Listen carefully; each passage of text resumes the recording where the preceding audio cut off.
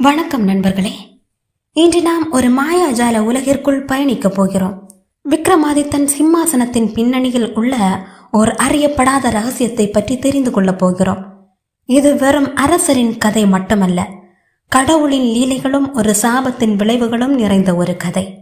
நம் கதை கைலாய மலையில் தொடங்குகிறது. உலக நாயகியான பார்வதி தேவியும் 32 தேவ கன்னியர்களும் எப்போதுமே ஒன்றாக இருந்தார்கள்.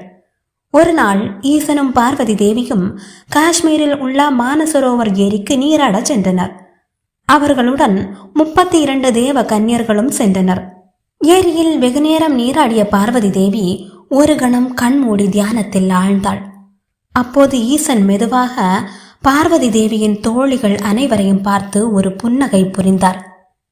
அந்த தெய்வீக புன்னகையில் மயங்கிய 32 தேவ கன்னியர்களும் சிலை போல ஈசனை பார்த்தபடி உறைந்து போயினர். திடீரென்று தியானம் கலைந்த பார்வதி தேவி தோழியர்கள் ஈசனின் புன்னகையில் மயங்கி சிலை போல நிற்பதை கண்டாள். ஈசனோ தனது திருவிளையாடலை தொடர்ந்தார். இதை கண்ட தேவிக்கு கோபம் வந்துவிட்டது. தேவியின் கோபத்தால் இயற்கையில் மாற்றங்கள் உண்டாயின. இதை உணர்ந்த ஈசன் தனது புன்னகையை நிறுத்தி கொண்டார். அப்போது மயக்கம் நீங்கிய தேவ கன்னியர்கள் பார்வதி தேவியின் கோபத்தை கண்டு நடுங்கினர். கோபத்தின் உச்சிக்கே சென்ற பார்வதி தேவி தன் தோழிகளை நோக்கி, பதுமைகளைப் போல் என் கணவரை பார்த்து கொண்டிருந்த நீங்கள் அனைவரும் பதுமைகளாகவே மாறி இந்திரனின் சிம்மாசனத்தில் நிற்க கடவுது என்று சாபமிட்டாள். தேவ கன்னியர்கள் அழுது புலம்பினர். தேவியே, ஈசன் புன்னகைக்க நாங்கள் மயங்கினோம், எங்களை ஏன் சபிக்கிறீர்கள் என்று கேட்டனர்.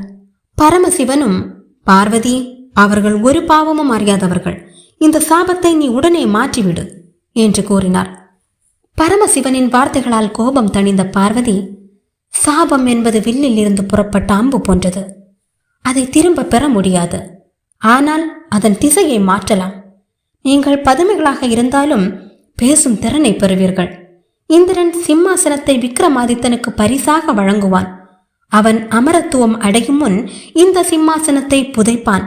அப்போது உங்கள் சாப விமோச்சனத்திற்கான வழியும் உண்டாகும் என்றாள். அவள் சொன்னபடியே காலங்கள் உருண்டோடின.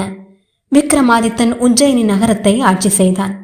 இந்திரன் அளித்த சிம்மாசனத்தில் அமர்ந்து நீதி தவறாமல் ஆட்சி செய்தான். அவன் காலத்தில் கஷ்டம் என்ற சொல்லுக்கு இடமே இல்லை. அவனது ஆயுட்காலம் முடிய இருந்த போது இந்திரன் அவனிடம், இந்த சிம்மாசனத்தை நீ பூமியில் புதைத்துவிடு என்று கூறினான்.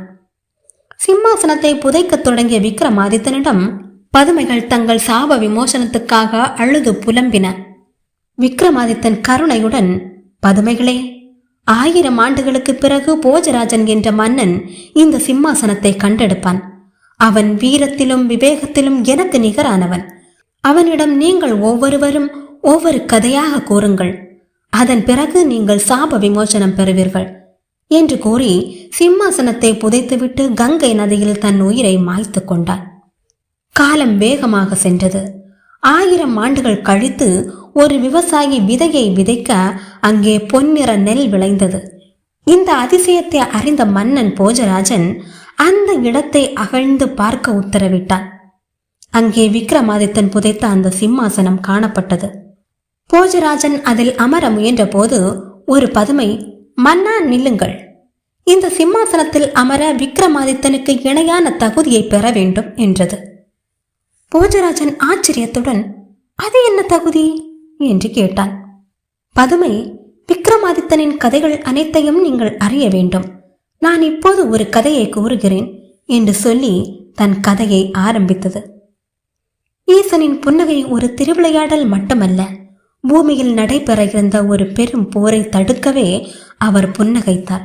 எங்களின் சாபமும் விக்ரமாதித்தனின் கதையும் உலகம் அறிய வேண்டும் என்பதே சிவனின் திருவுள்ளம் என்று முதல் பதுமை கூறியது. இப்படி ஒவ்வொரு பதுமையும் ஒவ்வொரு கதையாக சொல்ல போஜராஜன் அவற்றை கேட்டு விக்ரமாதித்தனை போலவே நீதி, நேர்மை, கருணை ஆகியவற்றை அறிந்து கொண்டான். இந்த சுவாரஸ்யமான கதை தொடர்வது மட்டுமல்லாமல் விக்ரமாதித்தனின் வீரமும் விவேகமும் காலத்தால் அழியாதது என்பதை உணர்த்துகிறது. சரி நண்பர்களே, அடுத்த பதுமை என்ன கதையை சொல்லி இருக்கும் என்று உங்களால் யூகிக்க முடிகிறதா? அடுத்த கதையில் சந்திப்போம். நன்றி.